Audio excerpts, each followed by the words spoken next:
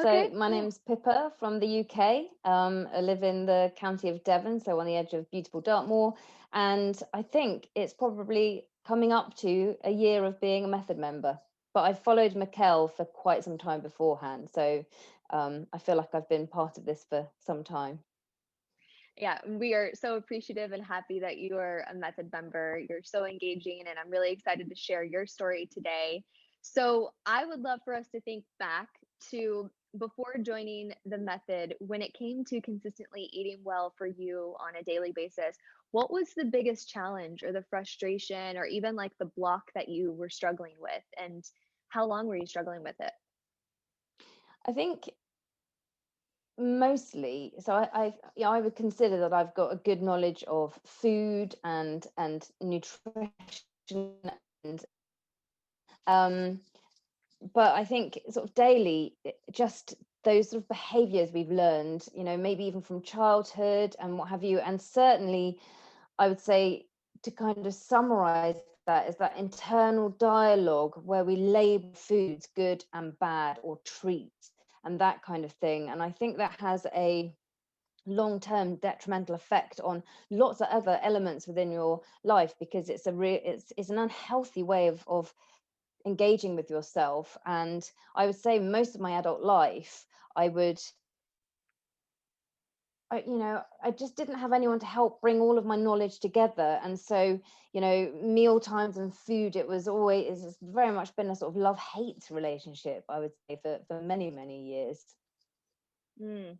Yeah, like you said, Pippa, having that struggle of the internal dialogue of, is this right for me? Is this wrong? And you have so much knowledge, but then it's also like, how do you take that knowledge, make it appropriate for you and your life, and then also actually how to do it and integrate it and kind of reframe those, like you said, that internal dialogue that you might have that's not really supporting you. How did that make you feel, whether that was emotionally, or how might that have showed up physically in your life, mentally, Mm. socially? How did that I impact think, you? yeah, it sounds really dramatic when I say that. Like I think it made me feel worthless, and you think, oh, how is that possible? We're just talking about a relationship with food, but I think when you feel like that is owning you, and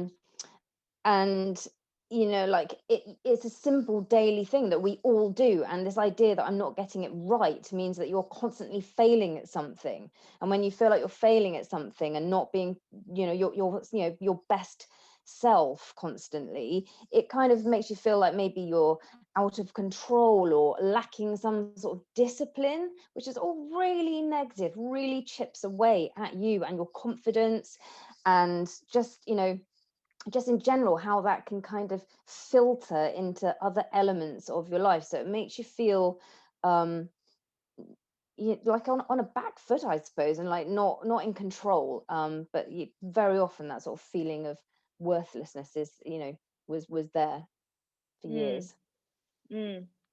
Thank you for sharing that, Pippa. And I know you had opened that and saying it sounds dramatic, and actually, I don't think it sounds dramatic. It's so interesting and obvious at the same time about how deep food is integrated into how we feel about ourselves, how we choose to take care of ourselves, and also, as you mentioned earlier, there's so many different layers of learned habits that we may take in from our immediate environment as a child to media and magazines and all the knowledge. So it's only I can understand that it doesn't actually sound that dramatic at all, but I think that's so common, and thank you for sharing that so openly. With Mhm. that being said, what are some of the things that you've tried in the past to help you really overcome those challenges and those feelings? um I think, I've read up about nutrition, so I've tried to arm myself with the knowledge. And like I said a moment ago, it's very well having the knowledge, but putting it into practice and changing some behaviors and what have you is difficult, unless you have something like the method, which I think is really what hinges it all together. But we obviously we'll go on to that. But um, I think I haven't done lots of yo-yo dieting, but I have I would say I have tried a couple of diets, one really severe, and there's a certain element of shame attached to that because yes, I did get to a good weight, but I don't even believe that that's what nutrition is about. It's so it really kind of went against everything that I believe in. But for me, it was quite severe, and I felt that that was a way of gaining control because someone was telling me what to do. I can do that, and then I'll have this outcome. And I learned nothing, obviously, because someone was dictating to me. This diet was dictating what I ate, when, and all the rest of it. And um, it was actually quite bad. I did at one stage start to lose a lot of hair, and I put it down to maybe a thyroid issue, but it was obvious I was actually not. I didn't have vitamins and minerals in my system, and a good nutritional element to myself. So that's and I would say so a couple of sort of diets like that, but I think as well. You said about the media. So whilst it's not a diet, I have also been guilty of, if you eat lots of protein or if you avoid carbs, it's kind of like those sort of one trick ponies. I don't know how to express them better than that, but that you kind of buy those sort of little things that is the latest, food thing, if that makes Hmm. sense. Yeah, absolutely, Pippa. I hear you on that. It is like that kind of going all in with whatever that is, as you said. Maybe it's like high protein this, low protein that, whether they are messages and media, and then also giving your hand at trying some of those more quote all in plans where you had said at the end of it, you realize, wow, this isn't really for me. It's not really serving my unique body and potentially even plays a role, of course, in your relationship with food too. Yeah. So switch then kind of let's take a look at where you are now too with what you've learned and the method. How has it helped you overcome these challenges? um it's been a gradual process, but I think that's the beauty of it. um like I genuinely feel more in control, and as a result, and I use that word differently to a moment ago. So when I say control, it seems like I'm being strict with myself. I don't mean that, but I feel like I'm owning my decisions with food and my relationship with food in a way I've not done so before. And I feel as a result, it's a bit freer, a bit lighter, because I kind of equate it to someone who maybe thinks that they've had, for example, a gluten intolerance for years and years and years, and they, sometimes they're bloated, sometimes they're lethargic, sometimes they're this, and they try this and they try that, and they feel like ugh, because they just can't get to the root of the problem, and then one day they realize that is the issue, and then you've got choices. They know that if they eat that pizza, that they potentially could have a bad day the next day, but it doesn't matter because I'm owning that decision. I'm not in the dark anymore. And so for me, it's very much very lighter, freer. I genuinely get the whole health is a daily practice because, only the other day I was thinking to myself, you've had 2 days of carbs. And then I actually stopped and thought, actually, it's gone really cold, really dark, and um, and I didn't care that I'd had two sort of carb heavy days because I said to myself, okay, that's fine. You have a green smoothie tomorrow. Not because I felt like I should, but actually I felt my body was telling me, yeah, you're ready for a green smoothie tomorrow. And so you've just got that freedom. And it's a much nicer way of talking and being with yourself. Pippa, I think that is such a great and just empowering story to share. And empowered and also confident are two words that kind of jump out at me as you were telling me your story because you really have cultivated that confidence and that trust. And again, it is a gradual process. It's a practice to unlearn all of those decades potentially of a different story and to start to trust yourself and be compassionate with yourself, feel confident and own the choices that you make, and know that hey, it isn't an all or nothing thing. I can kind of tackle each meal, each thought that I have about food as it comes and practice that. And I want to commend you on that because I think that is one of the most important goals and purposes that I wanted you all to have as method members was that empowered, confident feeling of just being able to trust yourself first and Mm. let everything else go. So I just really wanted to reiterate that because I think that's such a powerful story. So, thinking about where you are now in your journey, how do you feel now? I know you said freedom and you said a little bit more peace. So, yeah, would you add any other feelings to how you feel now that you've gained those skills in the method that you're using every day? I think it's great because, and do Mikhail stop me because I'm a gabber, so I'm really trying hard No, not to you're just good. blather on. And I know you've only got like a certain time No, frame, no, but no, I you're think fine. I think, for me, it's like there's almost like some excitement because I was thinking about this the other day. I was thinking, I've always, like I said, known about ingredients and I love to cook. And I just now don't see items of food as elements of a recipe. I see all of these bits of food and herbs and all the rest of it as possibilities.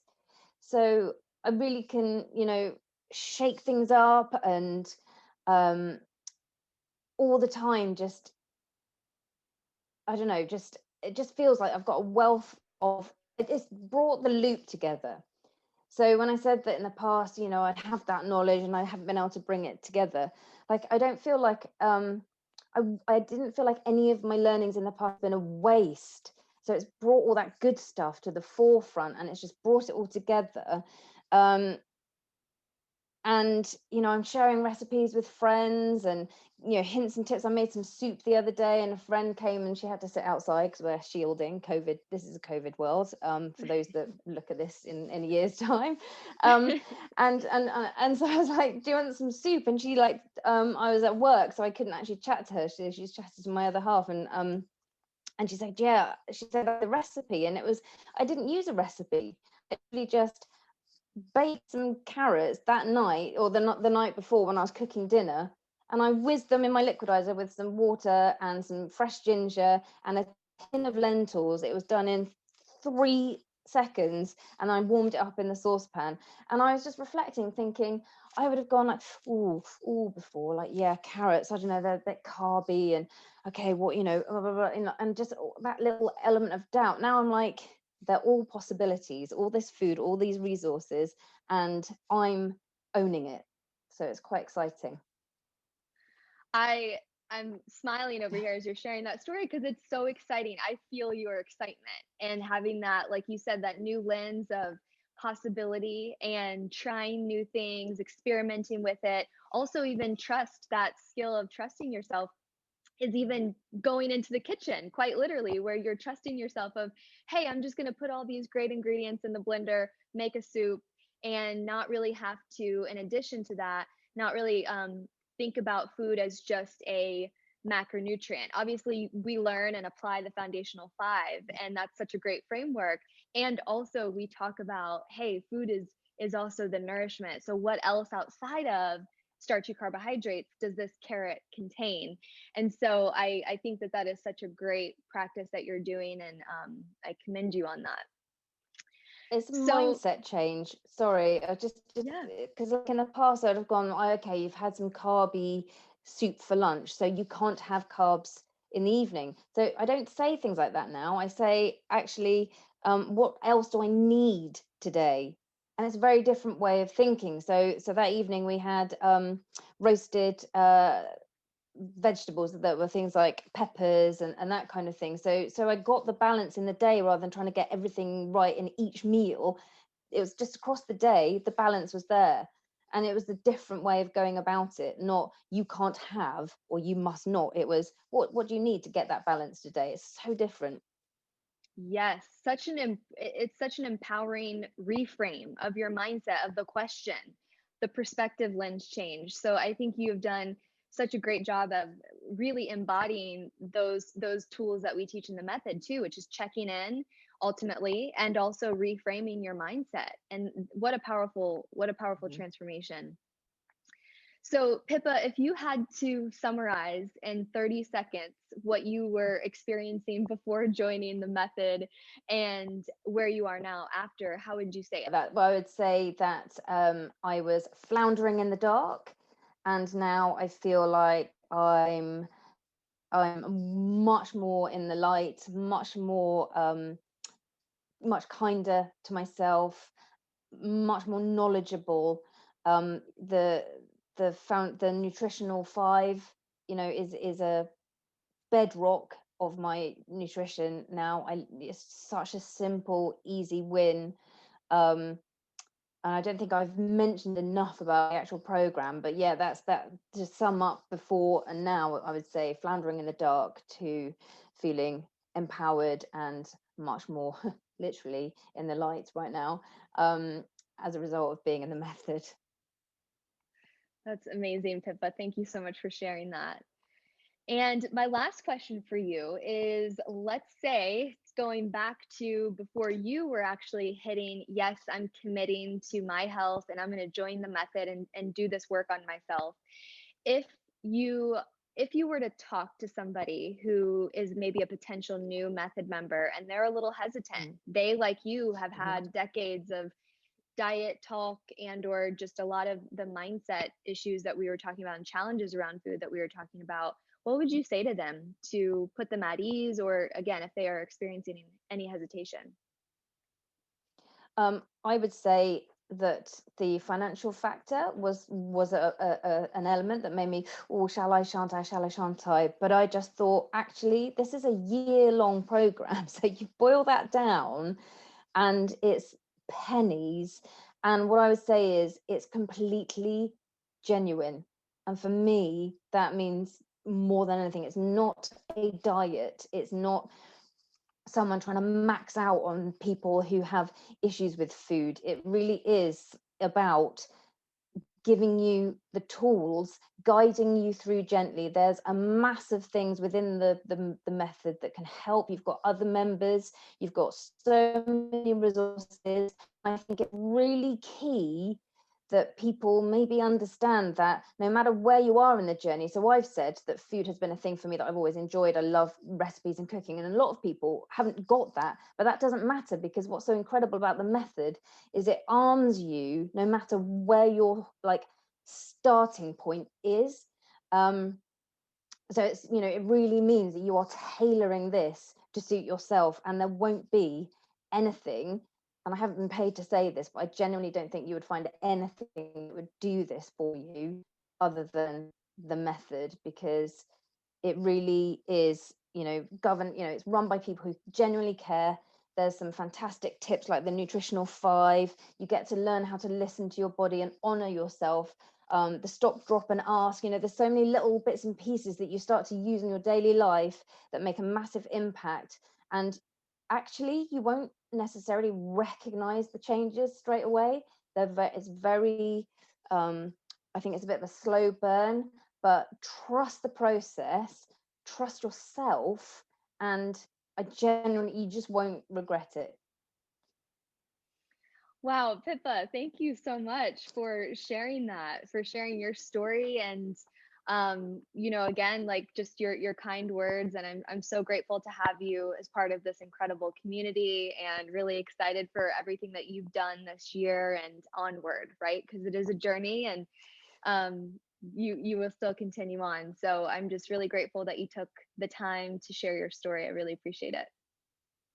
Well, thanks for all of your support. You host some sessions, and I've jumped on those, and there's been some nuggets that have really helped. And things resonate at different times, don't they? So sometimes you hear things a few times and it doesn't mean anything, and then that one day you're like, oh, right, yeah, okay, I get that now. And that's why it takes this long. And I have off days where I think, oh, but because it's not a plan, it doesn't feel like an off day. It's just like, well, how can I rebalance that tomorrow? Okay, have a smoothie, and it's wonderful. And thank you for all of the hard work that you guys do. And I wish anyone who does decide to do it the very best, because I think they will really get a lot out of it. Thank you so much, Pippa. I really appreciate you.